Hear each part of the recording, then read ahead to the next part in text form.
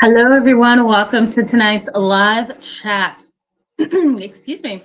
I decided to go ahead and sign in. This is really for 6:45, but since Instagram gives me such an issue, I figured I would sign on now. Looks like we're doing good. So I'm going to go ahead and jump in and just introduce this topic. Yesterday, we spoke primarily about trying to remember what it was that we spoke about yesterday. Can you believe I can't remember the topic? Oh my goodness, I can't remember the topic. Hold on. I'm going to pull this up, guys. Bear with me.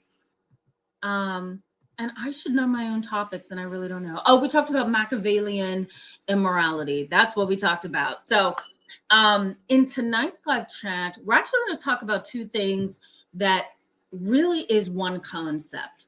I put out a poll a couple of hours ago, and I asked, what would you guys like to hear tonight? Do you want to hear, the psychology of what happens when you walk away from your family or you make a change or a shift? Or do you want to hear about the psychology of obligation? And so a lot of you, I think it was like 54% of you or something, maybe more, voted for obligation. But then there was another high amount on there too. I think there was like a 42% for what happens when you leave your family alone. So I'm going to integrate those two things for us tonight because actually they are one and the same. The concept of obligation and why obligation means nothing to people who have a subclinical psychopathy going on under the core. They have this Machiavellian disposition. They have this dark empath, disposition. They have this narcissistic energy.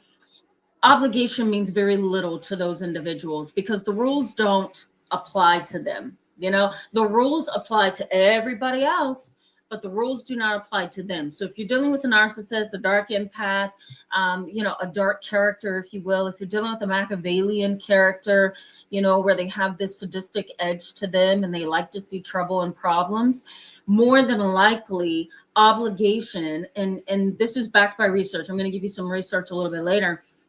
But obligation to them means absolutely nothing. Now, what if you decide to walk away from your family? What if you decide to put up a boundary or a defense and you say, you know what?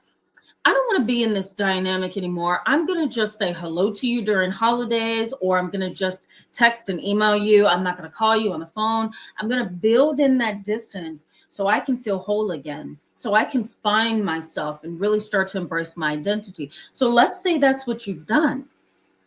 There's a lot that happens in the family dynamic when you decide to take that approach, and part of it is broken obligation, not by you, but broken obligation by those family members you've walked away from, or those family members that you've kind of put a defense wall up to. So there's a lot going on there. It's not just obligation, but it's also the psychology of walking away. And that often causes what we call disequilibrium. And that is when you kind of have a family dynamic that functions somewhat okay. There may be some toxic family dynamics. There may be some pathological lying. There may be some, total disregard for your rights. There may be immaturity and jealousy all around you. All of these things is there to really haunt you, if you will. And sometimes we think that if we walk away, it's going to get better, but not necessarily, because once you walk away, you're almost like a puzzle piece, Consider a puzzle. One of those, I used to have a 50 states puzzle where I would have to put the jigsaw pieces together to create the 50 states. Or to create the nation, and so kind of think of your family in that sense. You're a part of this puzzle, and the puzzle of your family has operated a certain way for so many years, even as you grew up within this family dynamic, you play a role, they play a role. There's different mechanisms at play that's under the surface, And this is not just for your families, for everybody's family. We all have unspoken rules. We have boundaries. We have cultural beliefs. We have all of that. attitudes, dispositions, belief systems, religions, culture, that all is held together over the years, and it becomes a puzzle.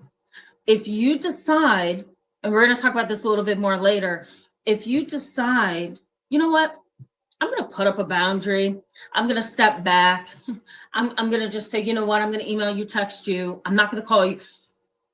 As you put that into play, you have now moved a puzzle piece. You have now moved a puzzle piece. Sorry, guys.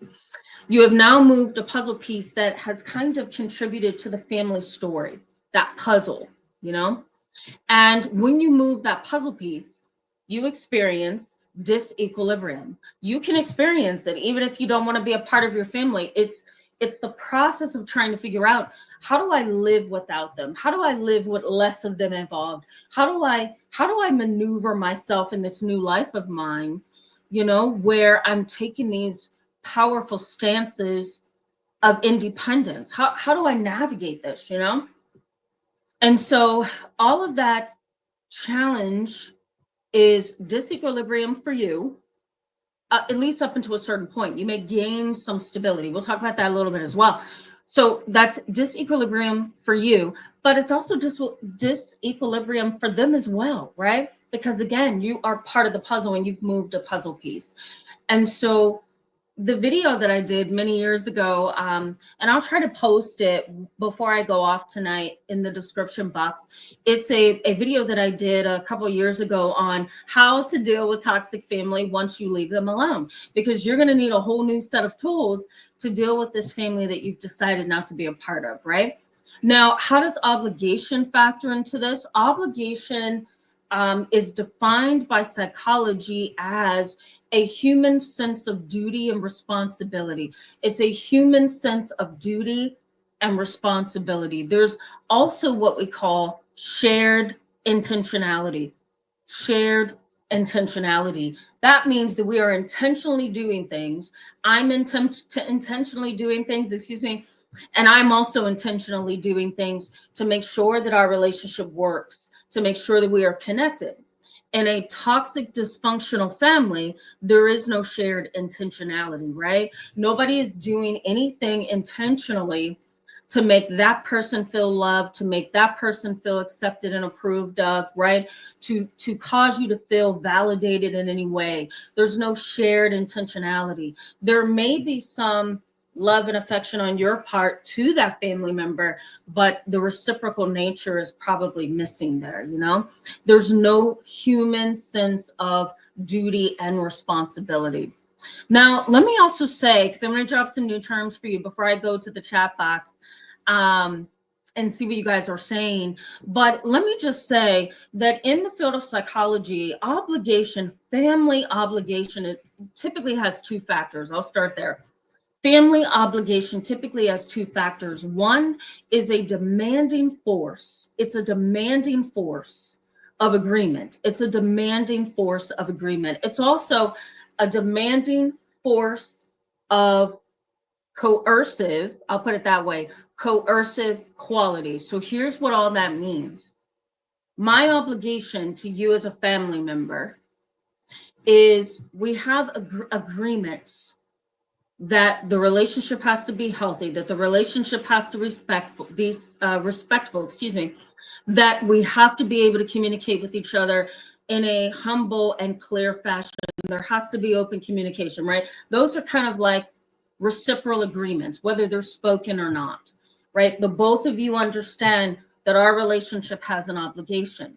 The other piece of obligation is there's a coercive quality. You know, we're family, so we are kind of supposed to get along, right? That's a coercive quality. We're both two women in a family where half the cousins are men. So there's probably some kind of girl power kind of agreement that we have, right? Same thing with males. So that's why psychology calls it a coercive quality and agreement, you know? An obligation really is like a lock and a key. And when your family decides to totally neglect that obligation to you, or they totally neglect that obligation between you as family, that is where the pain comes in. Because now there you are hanging out there trying to figure out, am I loved? Am I approved of? Why am I feeling this way? Why are they treating me this way? Why do I feel dejected and rejected and minimized? And why do I feel invalidated? What's going on here? Because obligation has not been upheld in the family. There's no family obligation. Family psychology, so the study of family, known as family systems theory or family therapy, whatever you want to call it, you can call it any of those. In the field of family therapy or family psychology, there's this concept that family obligation entails three important things: support, love, and help. Support, love, and help. And if there's absolutely no support, there's absolutely no love, and there's absolutely no help, what in the world are we doing as a family, right? Because those are the three things that psychology, family psychology, or the study of family systems theory says is important. We have to have help, love, support, and compassion. Without that, there is no family relationship, right? So family obligation really is a sense of duty, and there's a shared intentionality, you know? When all of that is missing, you may find yourself saying, you know what, there's no sense in me being a part of this family. There's no sense in me being a part of this relationship. You know what, I'm just going to say goodbye. I'm going to walk away. I'm going to put up a boundary. I'm going to put up a defense wall. Whatever it is that I need to do, I'm going to do, because I do not feel supported. I do not feel loved, and I do not feel validated in any form. So basically, guys, we're talking about family obligation, the psychology of family obligation. And then we're also talking about the psychology of what happens when you walk away from your family, or at least put up a boundary or defense mechanism. Before I go to the chat box, let me just say, I'm going to highlight some common behaviors in a toxic family like this. And if you decide to put up a defense mechanism or walk away, or if your New Year's resolution, okay, is to really get some space between you and your toxic family or unhealthy family, tonight's live chat may help to validate you in some ways, because I'm going to highlight what's going to happen or what's going to go wrong in this dynamic. I want to give you a little bit of the research, and then I'm also going to give you a little bit of information on how this impacts you in your adult life, and then we'll wrap up. Okay, guys? Okay. Bear with me. I'm going to start with Starburst. Hello, Starburst. Welcome to tonight's live chat. I'm really glad to see you. Michelle Lynn, hello, and welcome to tonight's live chat. Good to see you. Thank you so much for that. Moon Warrior Turtle, hello, and welcome. Glad to see you, as well as A Seat at the King's Table with Tanisha. Glad to see you.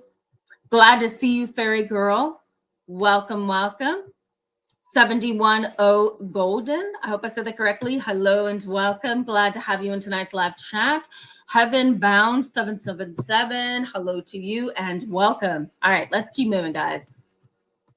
Momtude, good to see you. Welcome to tonight's live chat. Mr. Ellipsis, it has been a while, so glad to see you back. Welcome. Happy New Year to you. Kay Razy, hello and welcome, as well as Orlando. Glad to see you. Okay, looking for comments and scrolling through here. Cash Saving Kicha, I hope I said that correctly. Hello and welcome. Glad to see you, and welcome to the channel. I don't ever remember seeing you, so welcome. Good to see you. Sun and Sunflower, hello. Good evening to you guys. God is love. Good to see you. Princess Aztec, good to see you. Shalom. What did you say? Shalom. Yeah, absolutely. Shalom back to you. And welcome. Always glad to see you. Lorfed, always glad to see you as well. And Star.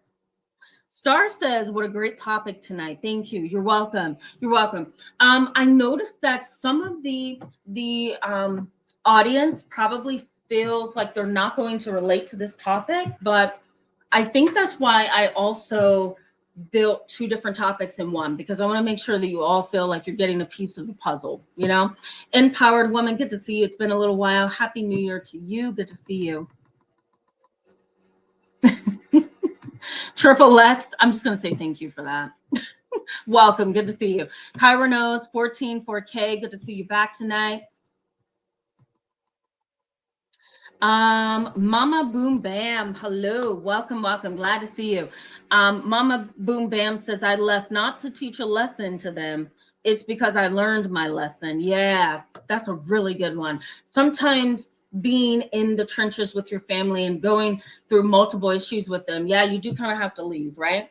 And you're not doing it to be spiteful. You're totally doing this for your own sanity. I think that's a very good point. I'm glad you mentioned that. Nancy R., hello and welcome. Good to see you back. It is hard deciding to move away. And you may find yourself kind of going in between two different roles, right? Maybe for this year, next year, you're going to be separated from them, right? Maybe, 2 or 3 years down the road, you might decide to open your heart again to them. You may find yourself talking to them again in July, but stopping communication right before the holidays this year. So, keep in mind that family dynamics are that, what's the word I'm looking for? Entangled and complex and convoluted, that you may be gone from them now. You may come back later, you may decide to say, you know what, I'm done with you completely, or you may go back, but it is very hard to decide what to do. Yes, it is. Empowered woman said, you hit the nail on the head. For my family, no obligation except my dad. Yeah, absolutely. Yeah. When there's no obligation, to me, there's pain, because obligation kind of holds you. It holds you to a certain standard. And if a family has totally pushed obligation out of the picture and they have minimized the power of obligation, right? Family obligation, then there's going to be a lot of pain, and there's going to be a lot of displeasure and a lot of anger and resentment, because again, without that family obligation or that sense of family, right? It's nothing but pain. They're not going to see you as a part of a loving family dynamic. You almost become the enemy, or they are dark, right? So it's a really tricky dynamic. Ellie Wynn, hello and welcome. Yeah, share those emojis. SH, good to see you. Welcome. Okay, just scrolling down. Deborah Penna, hello. Glad to see you. Happy New Year. Welcome back. Good to see you. SH says, yes, have felt some relationships have been like a two-legged cow. Yeah, very tiring and can't get far. Exhausting. Yes, it can be exhausting. 100%. I agree. Angel Davis, hello and welcome. Good to see you. And I don't ever remember you being on the channel. So welcome to the channel. I don't remember you being in a live chat. So welcome. Divinity Love, hello and welcome. Good to see you. Yeah, Heaven Bound 777 says, I can relate. I'm just distancing myself. Yeah, absolutely. I don't blame you. Sometimes you have to, right? Doesn't mean I don't love you. Doesn't mean I don't want to make this work. Doesn't mean that you're not a part of my family still. It's just, I can't deal with you. So I need some space. And I think that's healthy. That's totally healthy. Orlando, hello and welcome. I think I said welcome to you at the beginning. I think Orlando says, this will be another chat about my family relationships. Oh, geez. I'm starting to feel bad, because I feel like we're talking about the things that are so close to home. At the same time, it's needed, right? So somewhere I've got to build in a break here so we can talk about maybe some other dynamics at some point. Let me know what you think in the chat box. Okay, guys.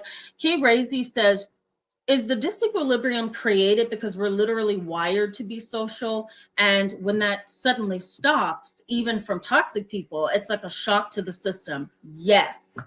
I'm going to start that comment. Love it. Kay Razy, you hit the nail on the head. We should switch seats. We really should. We should. You're right. It is. It's that attachment to the relationship that we were basically born into, right? I mean, consider it. Our family growing up probably was close, right? And we know grandma, we know great grandma, we know uncles, we know cousins, we know extended family, some of us. Why? Because our life has been filled with growing up with them. When you finally cut them off and say, no, I can't do this toxicity anymore, it really is a shock. I like that you use that word. It's not only just a shock, but sometimes it can even be traumatizing. Because as I'm going to bring to you guys next live chat, there's something known as post-separation abuse. Post-separation abuse. And this happens a lot. What happens is you say, okay, I'm going to cut off the toxicity. I'm no longer going to be manipulated. I'm no longer going to feel exhausted just trying to text you, email you, or call you.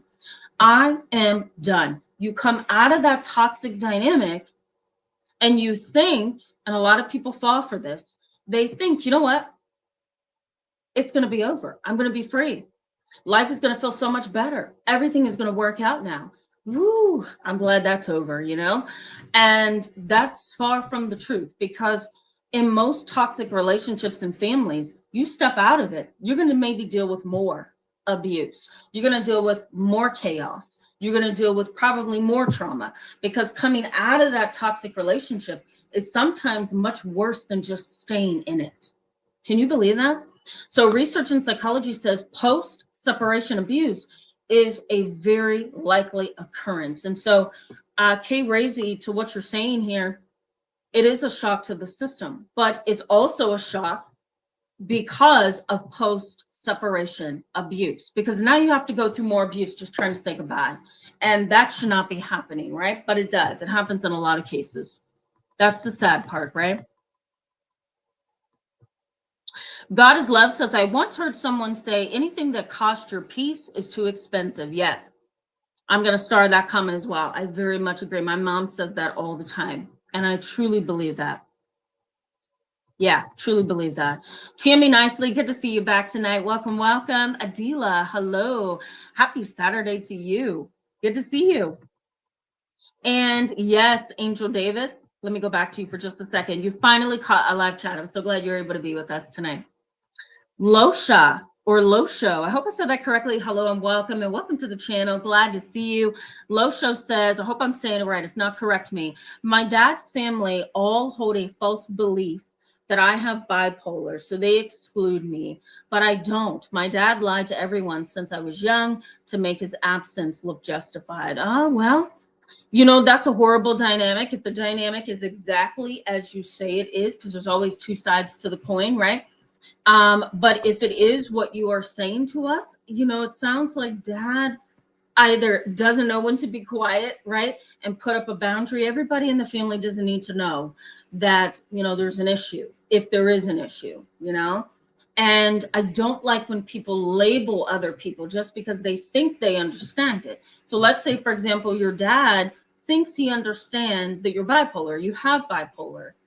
I don't think labels are going to help the dynamic. Anytime someone comes in to see me for therapy and they sit down and they say, you know, I think my husband has bipolar disorder, and I will intentionally question them up until a point to get them to kind of self-reflect and say, wait a minute, how do I really know that? Right? Yeah, go to Google. You can Google bipolar disorder and it can look like bipolar, but it can also be sociopathy. It could also be PTSD. It could also be ADHD that's untreated. So, you know, so if your dad doesn't really have any proof to go on, he really should stop labeling you, you know? I'm sorry you have to go through that. Cherry's Jubilee, good to see you. Welcome, and Happy New Year to you as well. I didn't see you yesterday, so good to see you tonight. Okay, one last person. Fairy Girl, did I welcome you? I don't know if I did. If not, hello, welcome. Glad to see you in tonight's live chat. Always like what you have to say. So I put your comments up on the screen. Okay, I like. Give me two more comments, guys, and then I'm going to go back to the content. Kay Razy, you say the backlash can be real. Yes, it can. Yes, it can. Post-separation abuse. That's basically what it is. Hi, Justice. Welcome to tonight's live chat. Glad to see you. Justice says, my family of origin obviously believe I'm to do what they demand. And if I say no, they all become vindictive, aggressive, and hateful. People have seen it and cannot believe what they are seeing. Yeah, absolutely. Very selfish family dynamic, it sounds like, you know. You're going to need some skills on how to navigate the boundary on how to put up a high boundary and not feel guilty about it, you know? So I'm hoping this year to bring a little bit more of a therapeutic edge. So stick around, guys, because I want to give you some tools that I often give my clients when we are in therapy and I'm trying to help them get from point A to point Z, you know? So we may do more of that. Let's jump into the content. Okay, guys? Excuse me. Okay. 5 dimensions of obligation within a family. And if you don't have these things, it makes sense as to why you want to walk away or put up a boundary or whatever you need to do. 5 dimensions. The first dimension of family obligation is maintaining contact, providing assistance, becoming self-sufficient with their support, right? So having that family to kind of boost you and make you feel supported and loved. Having basically this shared respect and this reciprocity, as we call it, and avoiding conflict. Was that 5? I hope it was 5. I think it was 5. Yes. And also too, sharing a respect for boundaries. This is what psychology says is the 5 dimensions of family obligation. You know, there has to be maintaining contact. So you're not shutting people out. You're not closing the door, slamming the door. You're providing assistance. And I'm saying you in quotation marks, but really I'm talking about the family that you live in, right? The family that you are dealing with.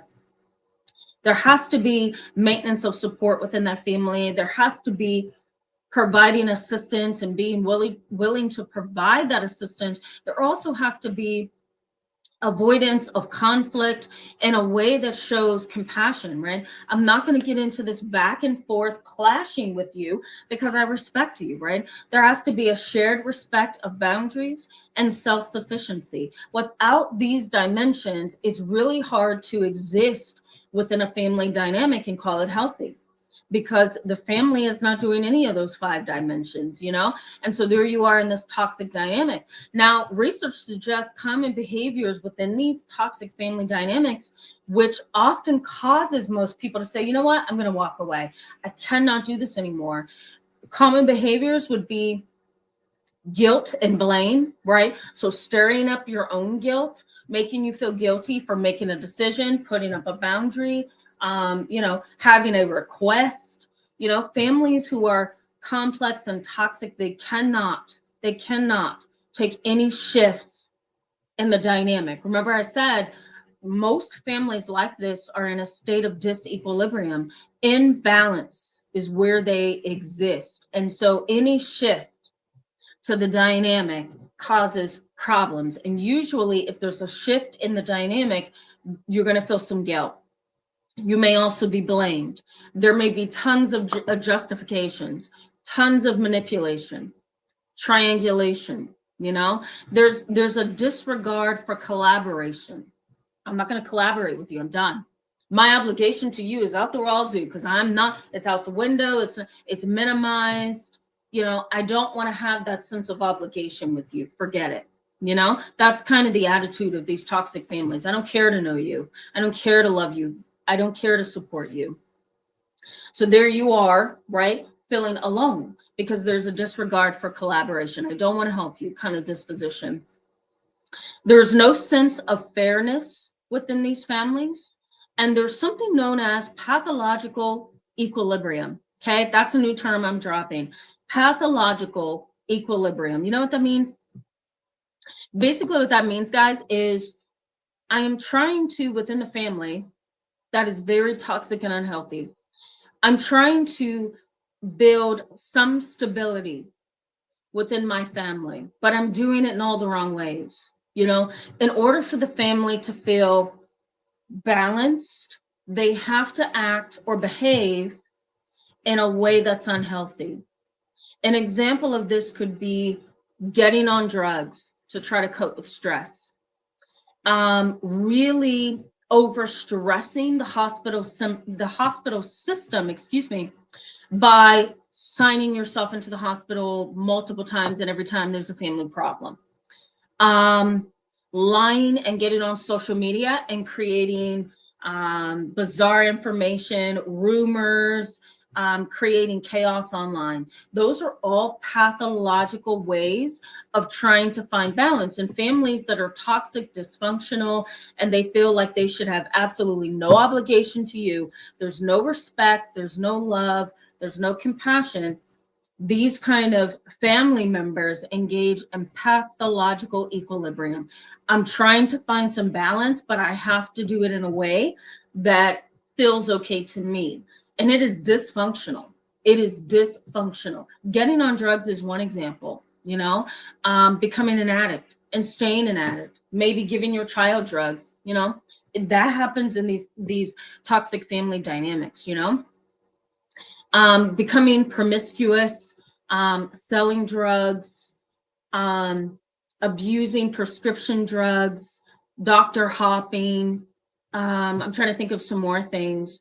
Really feeling insecure and lashing out at people within the family that, you know, you're jealous of. All of those things are what we call pathological equilibrium. There's the family member trying to find balance, but they're doing it in a very unhealthy way, and a way that really destroys the family dynamic. It doesn't help do a thing, you know?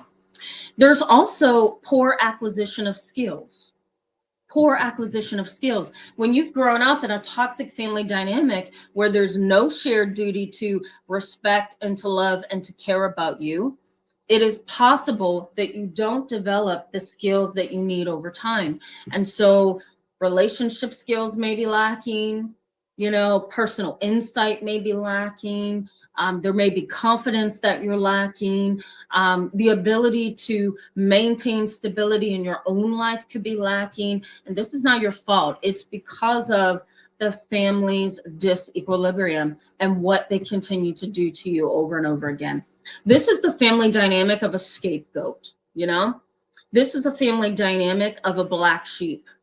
You're in the midst of a family that's toxic, but you become the center of attention. You're the black sheep, you're the scapegoat. Why? Because nobody wants to look at what the elephant in the room is.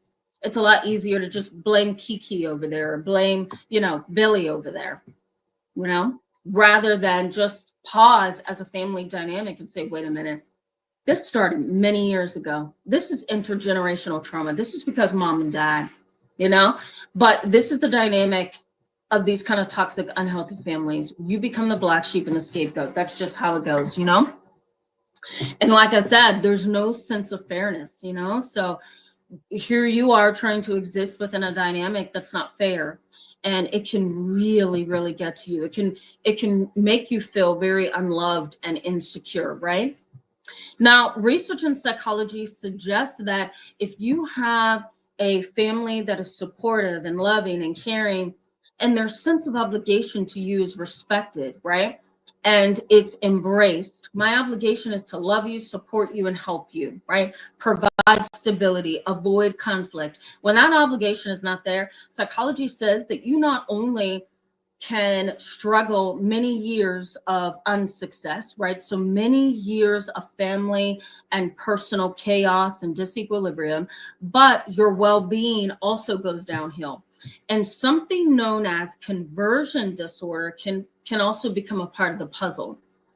For those of you who know what this is, let me know if you've experienced this. Conversion disorder is basically a medical condition, but it's a psychological condition where there's a lot of physiological and psychological pain.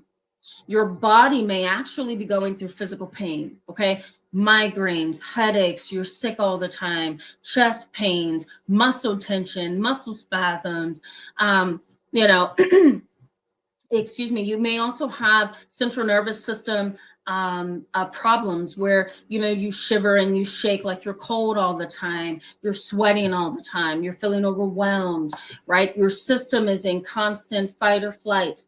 Conversion disorder says you have a problem and there's tons of symptoms to prove there's a problem.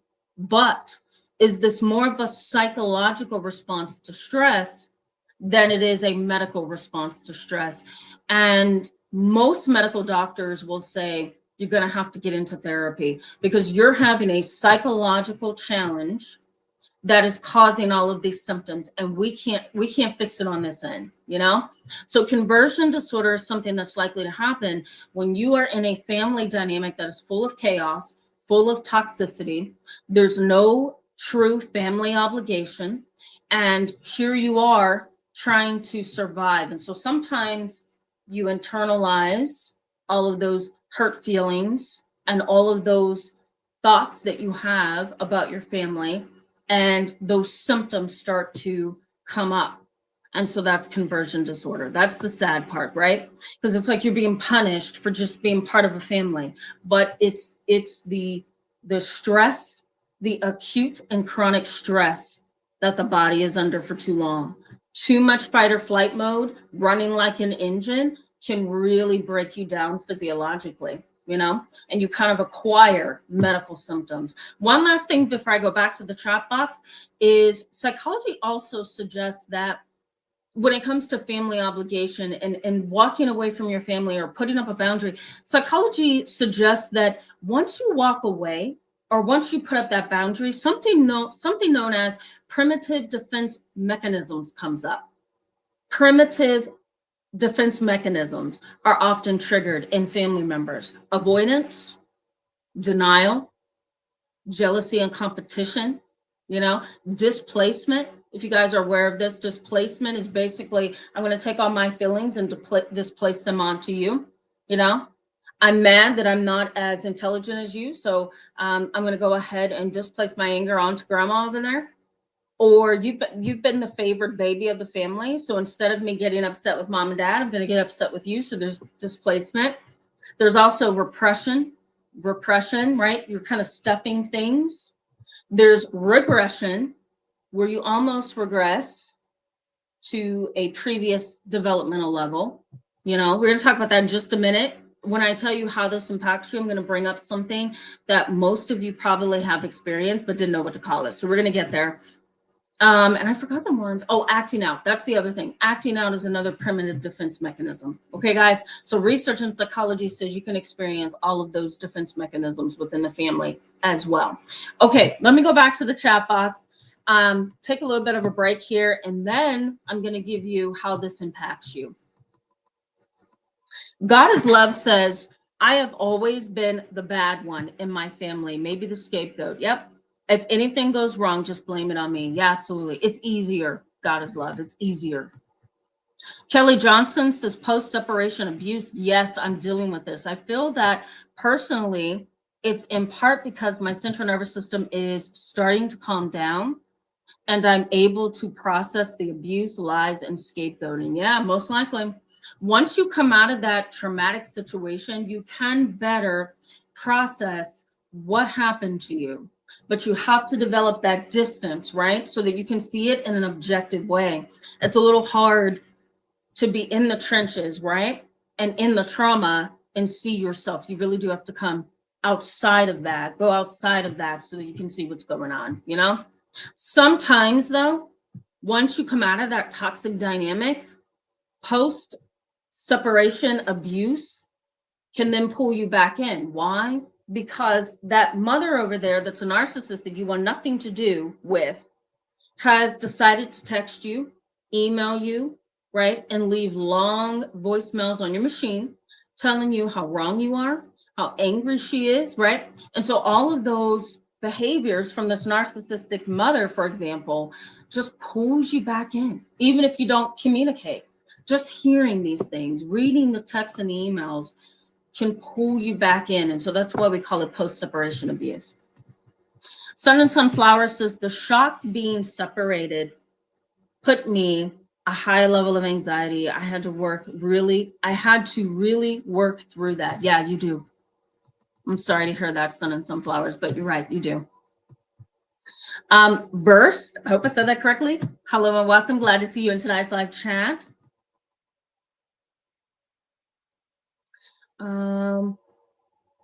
Ellie Wynn says, label all my fault. Yeah, sometimes. Yeah. Ronald Zion, hello and welcome. Good to see you. Happy New Year to you. Yvette, I hope I'm saying that right. If I'm not, please correct me. Good to see you back tonight. She says, I am the one who visits my sister, but she never visits me. So I stopped visiting her 6 months now, and she hasn't said anything. Ooh.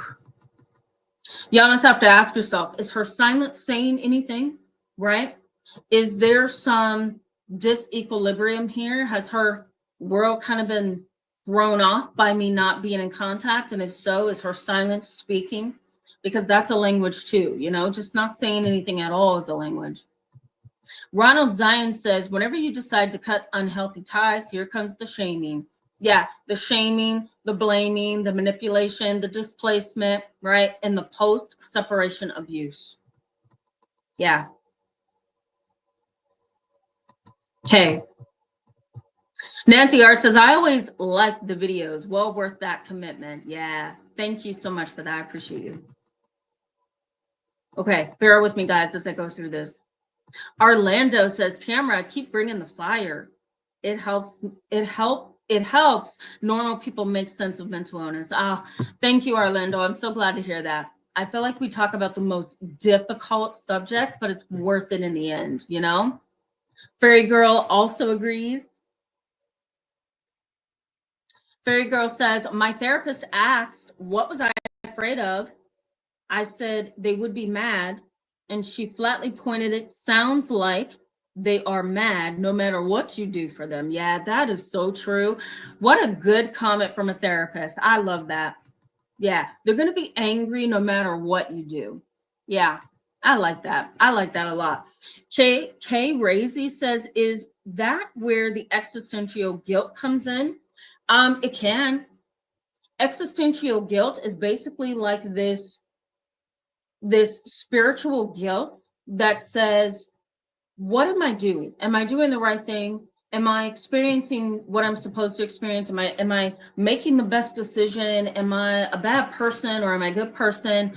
Did I cause that? Right? So that existential guilt is basically made up of those things, and it can stop you from setting a boundary or keep you from moving from one place to the next.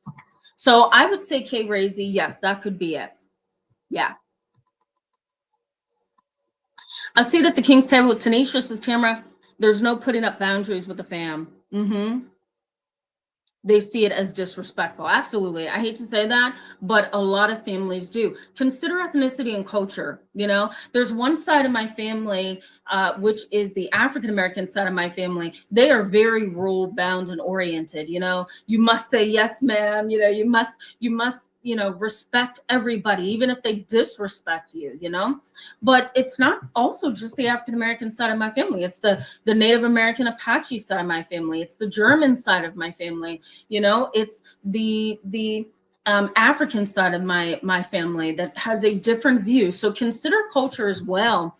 That culture dictates what's appropriate and what's not appropriate, right? And so, you know, you bring up a good point, a seat at the King's table with Tanisha, that there is no setting boundaries with certain family members. Culture is a part of that, you know. Also, there may be some gender pieces of that too, because I think it might be easier in some situations for a male to set a boundary, whereas with a female, you're just going to be seen as disrespectful and someone who should just be quiet and go along, you know? So there's cultural elements to that, and gender and age. Let's not forget age. That's in there too. Adila says, this just hits home. Yeah, I'm sorry, it does. At the same time, I'm glad you can kind of process this on the channel, you know? Orlando says smear campaign. Yeah, sometimes that happens. Yep. Princess Aztec says, it's worth being on my healing journey, even on the hardest days. Yeah, that's so true. I like that a lot. I'm going to star that. I like that. MNL Odell, hello and welcome. Glad to see you back tonight. Says, reminds me of a neighbor whose husband was a serial adulterer. Oh boy. She ended up on drugs. Yeah. prescription drugs to the point of being a zombie. It was sad for the whole family. Yeah, absolutely. Absolutely. And there's nothing you can do to say, you're really acting unlike yourself. I need you to come off the medication, because some people want to be in that state of disequilibrium, right? It kind of hides the pain for them, and that it's not good, it's not good, but that's where they're stuck. Jeremy Robinson, hello and glad to see you. I actually was trying to find your comment. If you can find that live chat where you posted your comment for me, please let me know, because I'm willing to answer it. I was scrolling last night. I'm like, I can't find his comment. Just know I'm trying to find it.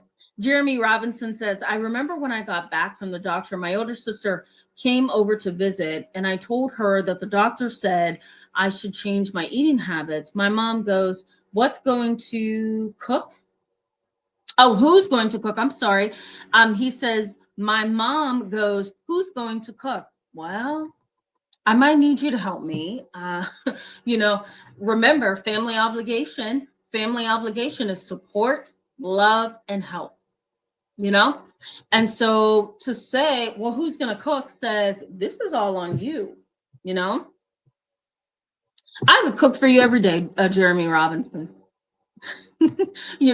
Because in a family dynamic, you just jump in. You jump in to help. You jump in to show love. You jump in to be there for your family. But when that obligation is not there, you feel kind of broken and all alone. Orlando says no love. Very much true. SH says, I wonder if to shut down their own conscience, they project. It seems cynical, like they need to put the shame or focus on others. Yeah, that's part of it as well. That's really well put as well. I like that. Thank you for saying that, SH. That is definitely part of the dynamic. Sigmund Freud, who really is the father of psychoanalysis and has influenced what we call psychodynamic therapy, he believes that defense mechanisms, and in many of his writings and many of his articles and many of his research studies, he really did zone in on the power of defense mechanisms. And he believed wholeheartedly that defense mechanisms were there to protect the ego, there to protect the self, there to protect a weakness from childhood and any kind of a weakness that's been on the inside of that person. Those defense mechanisms cloak all that. If you project, you seem a little bit more powerful. If you displace, you can kind of cover the truth of what you're upset about, right? If you deny things, you don't have to face the truth, if you, what's the other defense mechanism that he was really, I can't think of the other defense mechanisms. There's something known as reaction formation. That's basically when the opposite emotion is shown. And I guess some people do engage in reaction formation. I'm going to show you the opposite emotion, even though I'm feeling that emotion. I'm feeling this emotion, but outwardly I'm going to project I'm feeling this instead. So you're right, SH, to your wonderful statement here. Yeah. Okay. Let me get back on track here. Kim Math, I'm going to say that. I hope I said it correctly. Good to see you. Welcome back to tonight's live chat. Cherry's Jubilee says, my mom is a psychopath, but I'm too sensitive. Well, Cherry's Jubilee, you missed yesterday. Yesterday, we talked about Machiavellian immorality. Your mom may be somewhere on that line, So you may want to check out that live chat. Okay, bear with me, guys. A couple more comments, and I'm going to go back to the content so we can wrap up. MEM, hello and welcome. Thank you so much for that. Thank you, and Happy New Year to you. Good to see you, and welcome. I don't remember seeing you. Starburst says conversion disorder. Wow, yeah, conversion disorder. Conversion disorder would not be something that a medical provider would put on your record. So let me just go over this for just a second, because many of my clients didn't even know this even existed. So when you are diagnosed with conversion disorder, let me just put this out here, that a medical doctor is not going to diagnose you with conversion disorder. Why? Because they have very little training in psychology and psychiatry. if you're going to your medical doctor, your PCP, your primary care physician, your family doctor, even your gynecologist, whoever you're telling about your health to in the medical profession, they're going to run every medical test that you request, every medical test that would be helpful for you to understand your symptoms or, what you're going through. They're going to do everything they can do on their end before they send you to a psychiatrist or a psychologist. Once you're sent to a psychiatrist and a psychologist, or maybe even a neuropsychologist, you're going to get a full evaluation. Your medical symptoms are going to be discussed. And then if everything starts to look like there's a lot of psychological energy that has been beneath all your symptoms for I don't know how many years, the doctor then will say, you know what, we might be dealing with a conversion disorder where you're having all these physiological symptoms, but nothing is working for you. No treatment is working. Your test results are all normal. You're taking medication like you should. You're staying healthy, you're exercising, and yet you just feel terrible all the time.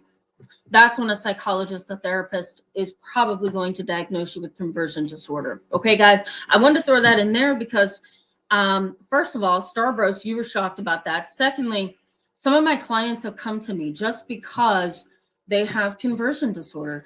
They are struggling with trauma, struggling with life, struggling with physiological symptoms, and yet no medical treatment is helping. And so now we've got to tackle this from a psychological point of view. Yeah. Okay. I'm going to leave it at that.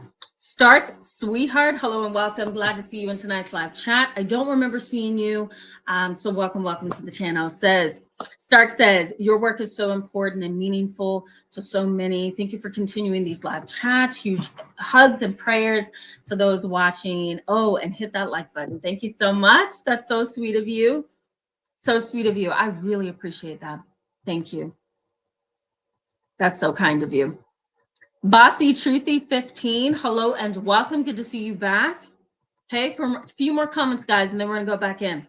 Kyra Knows, hold on, let me find you. Here you are. Kyra Knows 144K says the body keeps the score. Dr. Vanderkolk. Go ahead and get that book if you don't have it.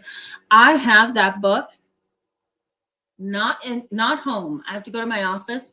I have The Body Keeps the Score, but I also have, I don't think I have it here. It's another book that is on the same line of Dr. Vanderkolk's book, and it really zones in, on how does these trauma symptoms that we experience after a traumatic situation, how do they impact us medically? And there's a lot to be said about that. So go ahead and get that book. I like it a lot. Delicia Petty Figura. I probably messed that up. I apologize. Welcome. I'm glad to see you. I don't remember seeing you, so welcome to the channel. All right. One last one. Jamal Jacobson. Hello and welcome. Good to see you back tonight. Okay, let me give you how this impacts you. How does a lack of family obligation impact you? How does walking away or putting up a defense mechanism with toxic family, how does this impact you? The number one thing, I think we all can come up with it, is trust issues. Trust issues really starts in childhood. Hey guys, really starts in childhood. Trust issues starts the moment you have been devastated by someone that you have trusted. Some people can arrive at that stage much quicker than others, Trust issues can start in infancy, believe it or not. When a mother or a father abandons the child, whether that's literally or figuratively, any kind of abandonment during infancy can really impact the brain neurologically. It can also trigger fight or flight within the infant, right? And so now we're dealing with possible attachment issues. We're dealing with possible trauma.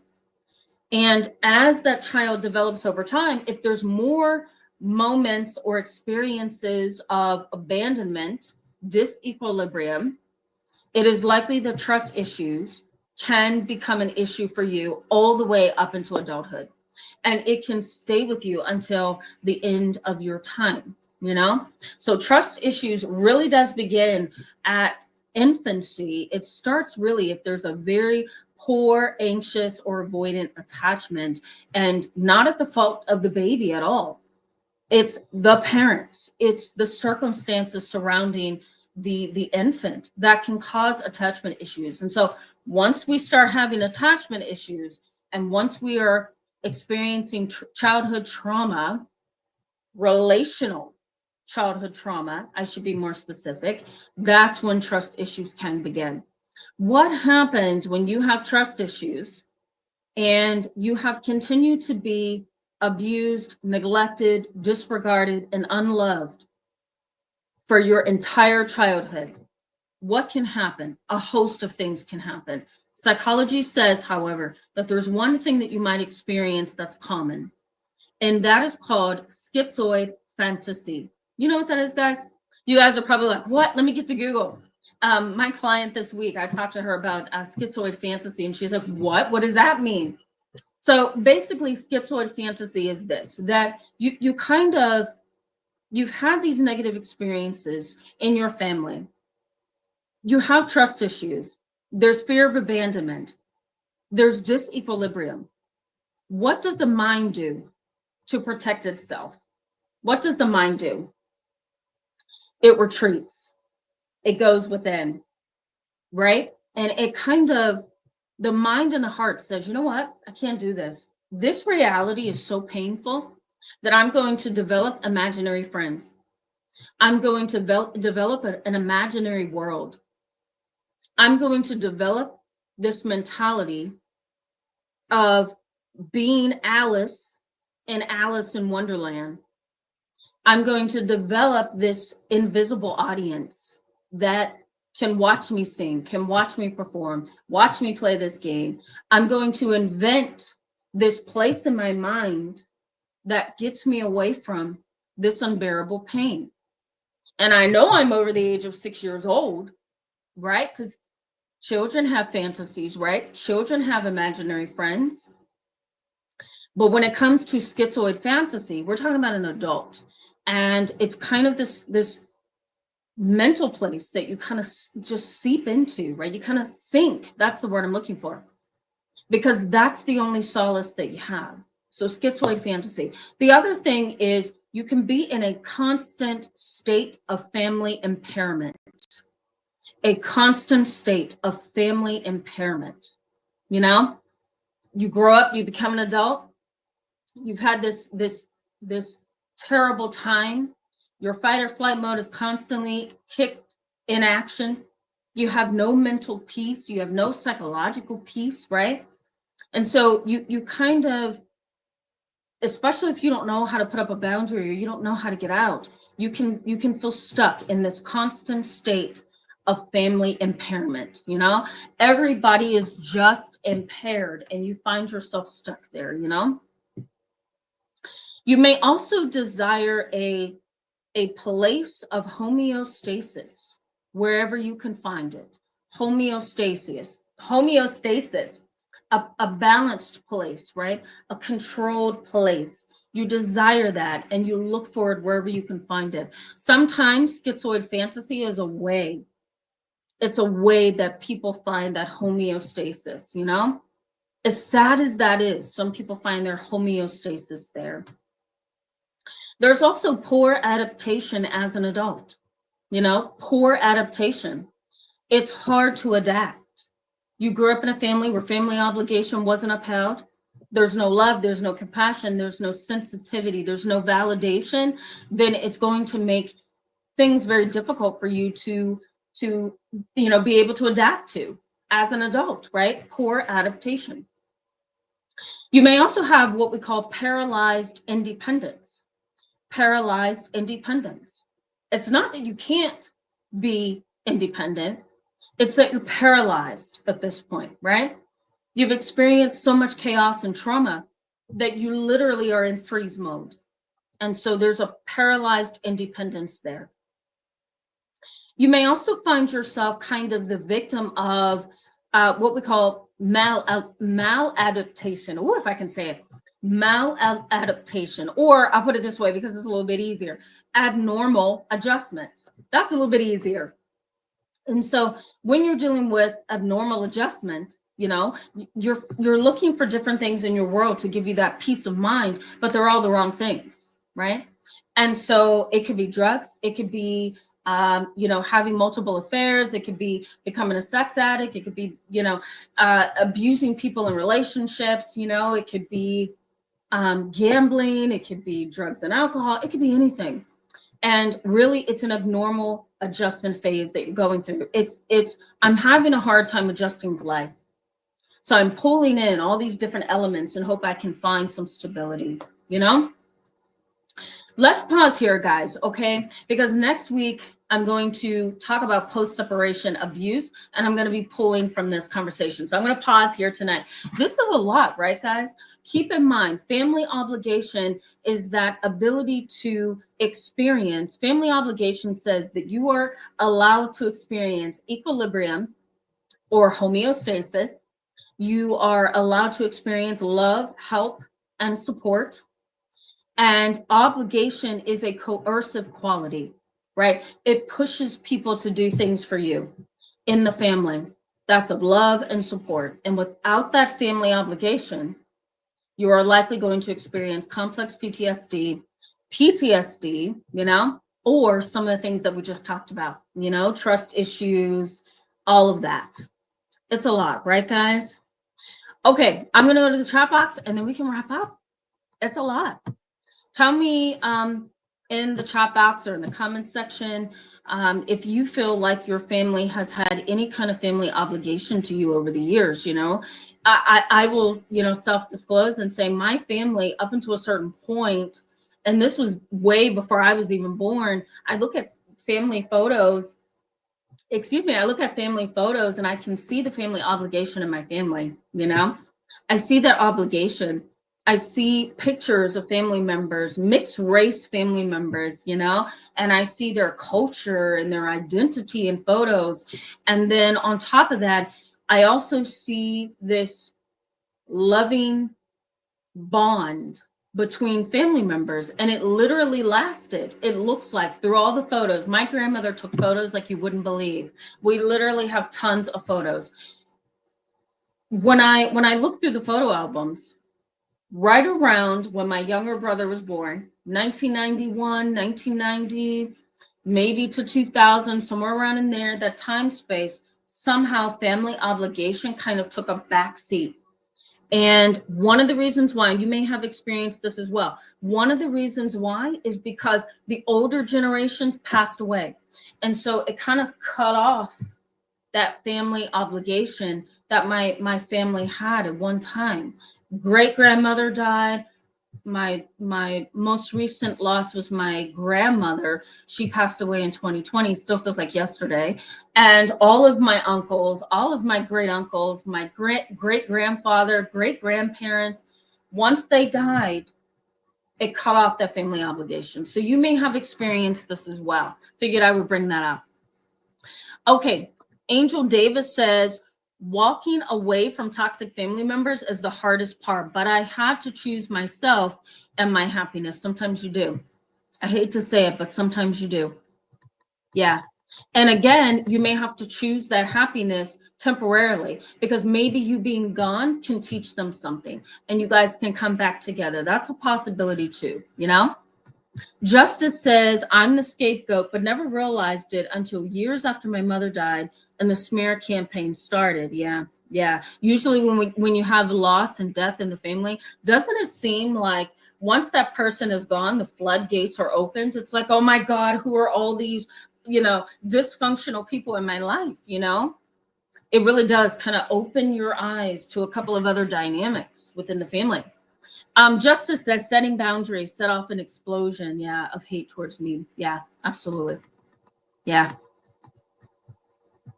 Jay sets boundaries. Hello and welcome. Glad to see you in tonight's live chat. I don't remember seeing you, so welcome to the channel. Jay sets boundaries says, this conversation makes me feel so validated for my choice to walk away from my family. I've experienced all of this with my family. Yeah, I'm sorry to hear that.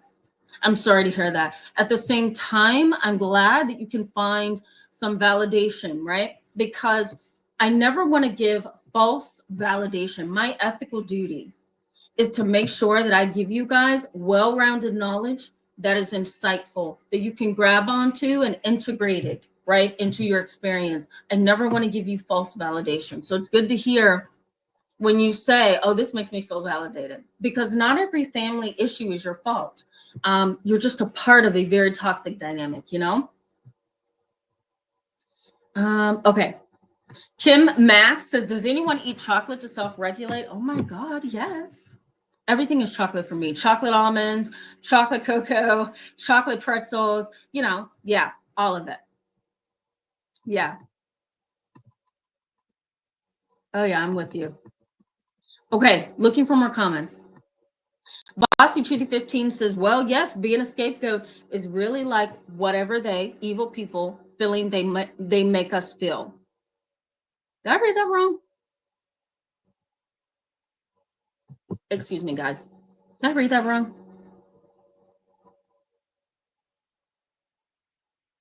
Okay. I'm not sure I'm getting that one. That one's leaving me. It's not you. I bet you it's me, Bossy Truthy. I'm going to move on, but I had your comment up there. Maybe somebody else can interpret it. Courtney Fraser, hello and welcome. Hope you're doing well. Okay. Sauna, or is it Santa? It might be sauna. Please correct me if I'm wrong. Hello and welcome. Glad to see you in tonight's live chat. Sauna says, I am the scapegoat and truth teller in the family. Yep, none of the truth tellers have anything to do with the narcissistic relative. Yeah. Yeah. Yeah. Oh, I know that dynamic really well. Okay. Chill Mill. Hello and welcome. Glad to see you in tonight's live chat. Yeah, thank you so much for that. That's awesome. Happy New Year to you as well. Well, you're wishing healing and clarity and self-love, but Happy New Year to you. Girl Mom, good to see you back in a live chat. Girl Mom says, I just don't get how so many people can create such a dark family system with people too. Well, keep in mind that a dark family system can be built over time, a little at a time, right? It can be built from biological family, step family members. It can also be created through uncles and aunts, you know. And my great grandmother, this is my great grandmother of Native American Apache roots. Okay, she would share with me once I finally got to 18, 19, 20. She would share with me some of the ideas that involved intergenerational trauma, Native American trauma that's generational, you know, places in our history that can really cause a lineage or generations of challenges, you know.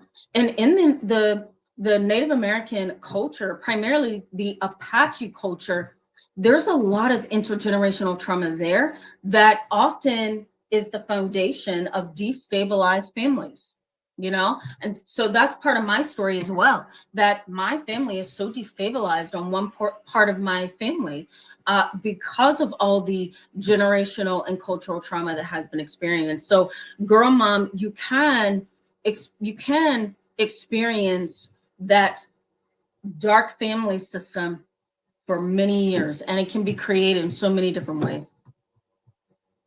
Elvis Rodriguez, hello and welcome. Good to see you. Glad to have you on the channel, by the way. Elvis says, the tactics by spiritual parasites are so apparent that their parasitic sins will have you believe they're demonic. Well, that's a very interesting way to put that. And I do not disagree.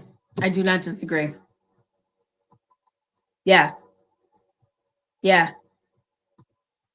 Karina Ether, hello and welcome. I hope I said that correctly. Glad to see you and welcome to the channel.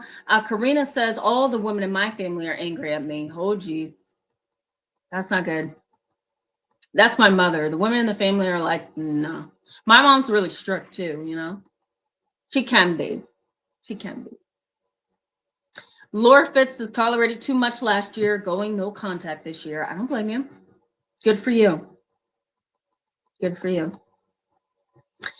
Chill Mail says, how does one get the familial love that a human needs if they are the family scapegoat from other sources? I tell my clients this all the time. You can't go back and change that toxicity. Neither can you change another person's heart, mind, or soul. So that means you've got to either go within and reparent yourself, which we're going to talk about again at a certain point this year, but you've got to go and reparent yourself and find other healthy people that you can cling to and love unconditionally, and people who are willing to love you. Because if you come from a family dynamic that's unhealthy, they're not willing to love you, right? That's the whole point of this conversation tonight. A willingness to love is family obligation, right? But when there's no family obligation and there's no desire for collaboration, right, then you're on your own. And that's where you need to go within and build that, and then somehow find other people to bring into your world, you know? And they can be better than family members sometimes, you know? Okay. Ober, hello, welcome. Glad to see you tonight. I did like Chill Mill's question as well. Yeah, it was a great question. Okay, just making sure I haven't missed anyone. Give me 1 second, guys, as I scroll. Here we go. Christine Killa, hello and welcome. I love that hat. My goodness. Glad to see you in tonight's live chat. If that's you, I love that hat. Oh my goodness. That's like back in the 50s, 40s, kind of Renaissance era kind of thing.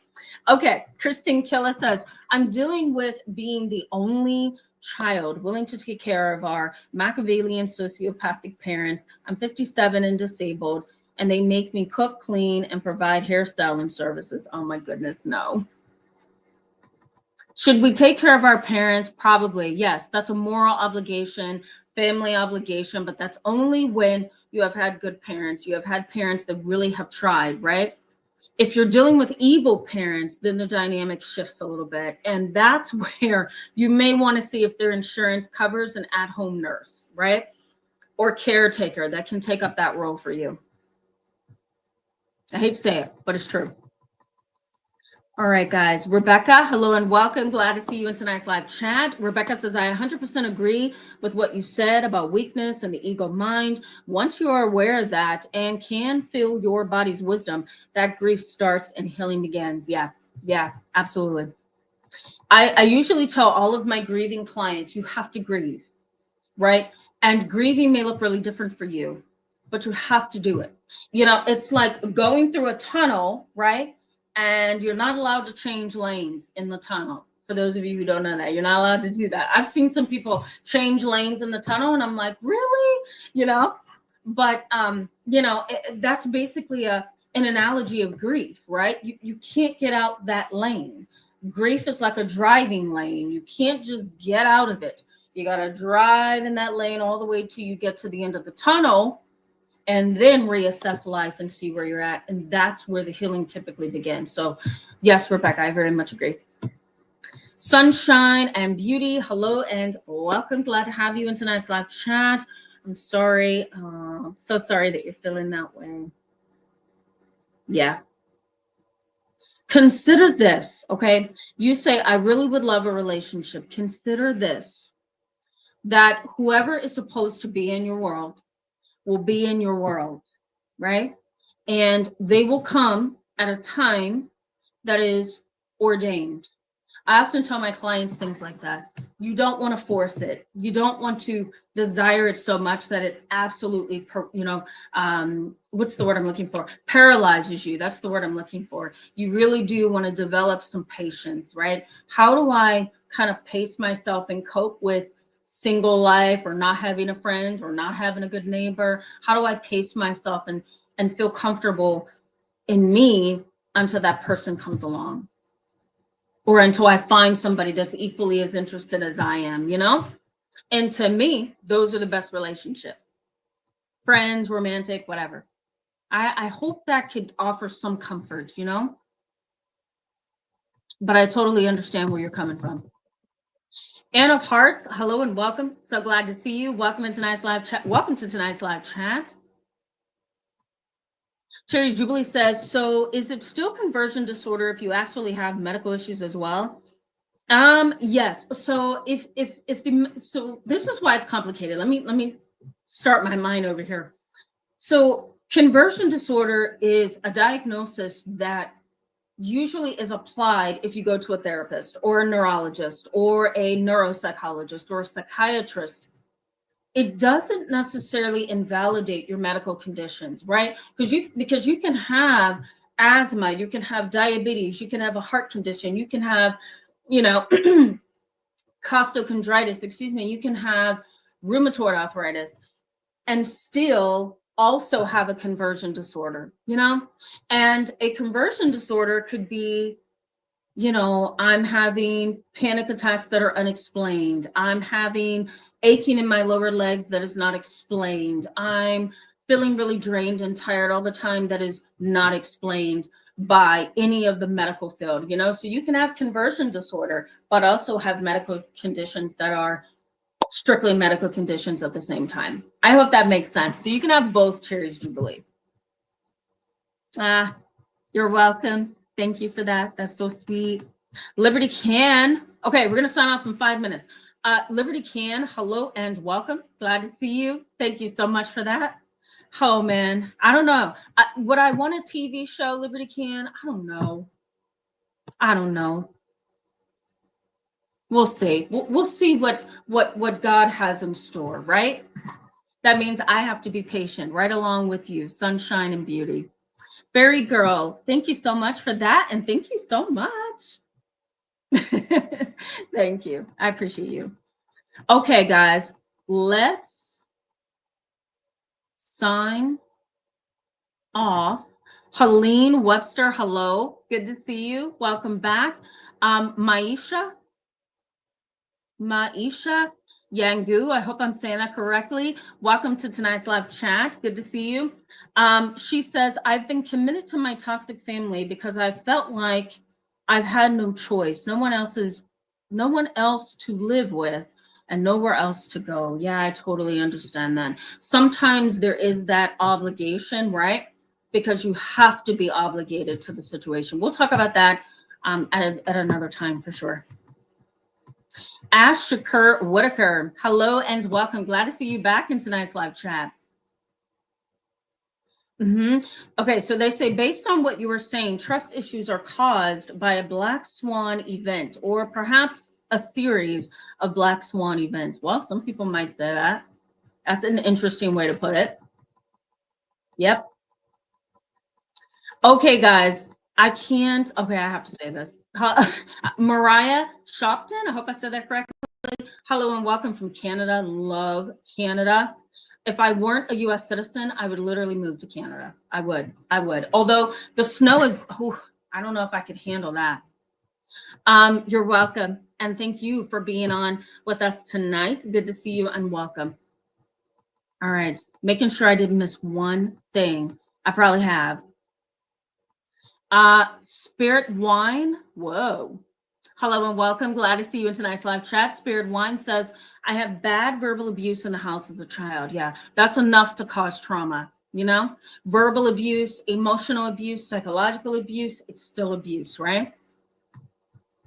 Kimberly Gladden, hello and welcome. Good to see you tonight. Kimberly says, I had to do that with my cousins and aunts and other family members, even certain friends. Yeah, kind of walk away. I think that's what you're saying. Yeah. Solo, you're my last one, okay? Solo says, hello and welcome, by the way. Solo says, have headache from exhaustion from hard, unending house fix after terrible tenants. Whoa.